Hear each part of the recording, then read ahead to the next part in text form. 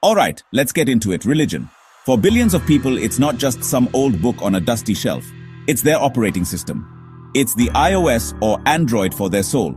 It's how they process the world, how they find meaning when things get chaotic, and how they connect to something bigger than their Netflix queue. It gives people a moral compass, a community, and a calendar full of holidays that usually involve amazing food. It's deeply personal, shaping everything from how you treat your neighbor to what you can or cannot eat on a Friday. It's the software running in the background of their lives, guiding their daily decisions and giving them hope. Think about it. Whether it's the beautiful call to prayer echoing through a city, the quiet meditation in a Buddhist temple, the shared bread of communion in a church, or the lighting of the menorah during Hanukkah, these are powerful moments. They are traditions passed down through generations, creating a rich tapestry of human experience. These rituals and stories provide comfort, structure, and a sense of identity. They help people navigate life's biggest questions. Why are we here? What's our purpose? And is there a VIP lounge in the afterlife? For so many, religion is the anchor in the wild storm of life, a source of profound strength and inner peace. This spiritual software isn't just about the individual, though. It's a network. It connects people into communities, creating powerful bonds that can span continents. These faith-based networks are often the first to show up when disaster strikes, organizing soup kitchens, building homes, and providing aid long after the news cameras have packed up and left. They are global families built on shared values and a collective desire to make the world a little bit better. It's a powerful force for good, a global framework for charity, compassion, and community that has shaped societies for thousands of years. It's a fundamental part of our shared human story. So, when we talk about religion, we're talking about something essential to human identity. It's the code that helps people find their way, from the grandest cathedrals to the smallest, most humble prayer mats. It's the story they tell themselves about who they are and where they fit in the universe. This isn't just a hobby like collecting stamps or arguing about pineapple on pizza, though some religious debates can get just as heated. It's the very lens through which countless people see their reality, their past, and their future. It's a deeply ingrained part of who they are, which is why it's so powerful. So if religion is this powerful positive force, where does it all go wrong? Why do we see headlines about religious conflicts instead of interfaith bake-offs? The problem isn't the religions themselves, it's the user. The bug isn't in the code, it's in the interpretation.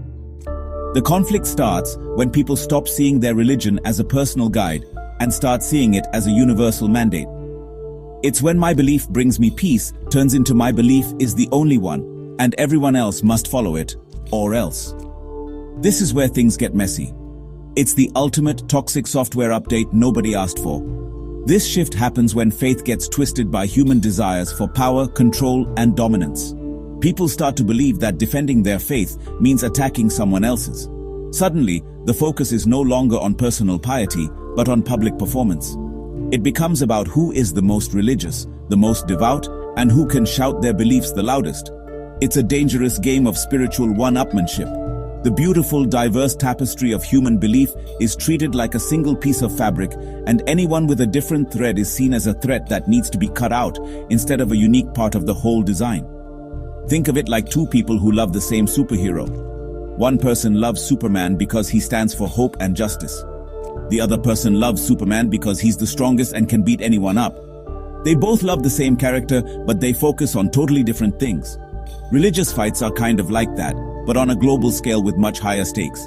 People start cherry-picking the parts of their faith that justify their own biases and fears, ignoring the core messages of peace and compassion. They weaponize scripture to build walls instead of using it to build bridges between communities. This is the critical point. The fight is almost never about God or Allah or Brahman. It's about us. It's about our insecurities, our tribalism, and our inability to accept that someone else can find truth and meaning on a different path. We get so caught up in the details, the rituals, the rules, the specific words, that we forget the big picture. We argue about the color of the curtains while the entire house is on fire. The real crisis is not a clash of beliefs, but a catastrophic failure of mutual respect and a lack of basic human empathy for those who are different from us. Now for the plot twist. If you actually look at the source code of the world's major religions, you'll find a shocking amount of overlap. It's like they all had the same divine programmer. Christianity teaches, do to others what you would have them do to you. In Islam, a core teaching of the Prophet Muhammad is, none of you has faith until he loves for his brother what he loves for himself. Judaism has the famous line from Hillel the Elder, that which is hateful to you, do not do to your fellow. Look, I'm seeing a pattern here, and it's not subtle. This isn't just a coincidence. This is the central processing unit of morality.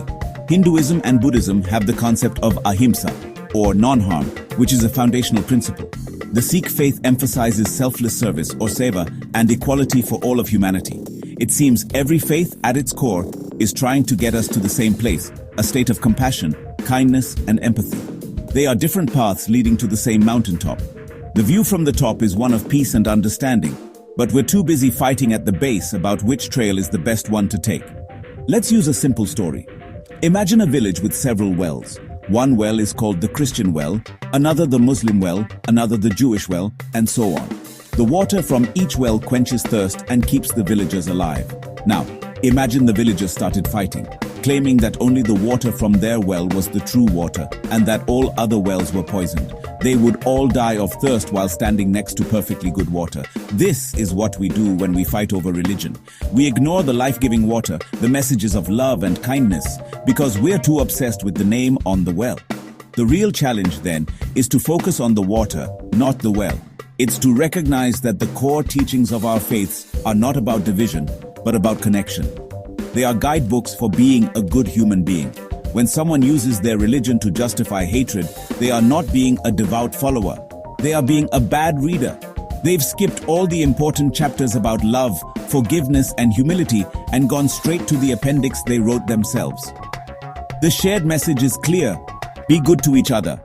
It's the universal source code for humanity. So, what's the fix? How do we debug this system and stop the fighting? The patch is deceptively simple. Respect. That's it. It's not about agreeing with everyone's beliefs. You don't have to convert to your neighbor's religion to be a good neighbor. You just have to respect their right to believe differently. Respect is the firewall that protects diversity. It's the understanding that my truth doesn't have to extinguish your truth.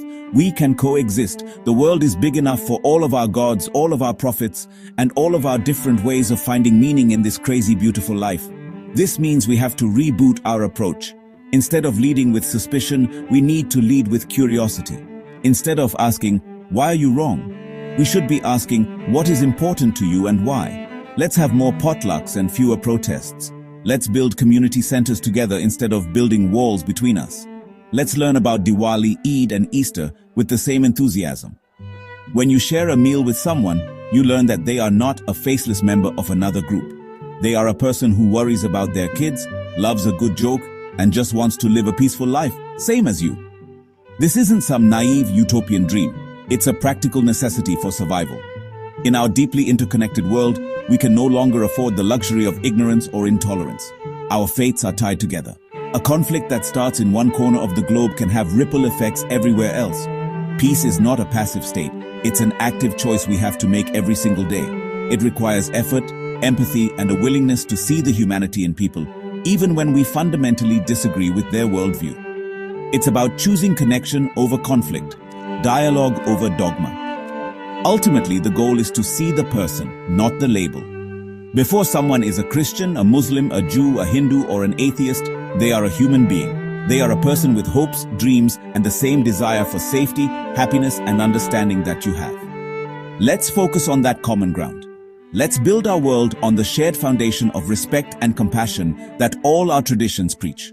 It's time to stop fighting over the books and start living by their best messages.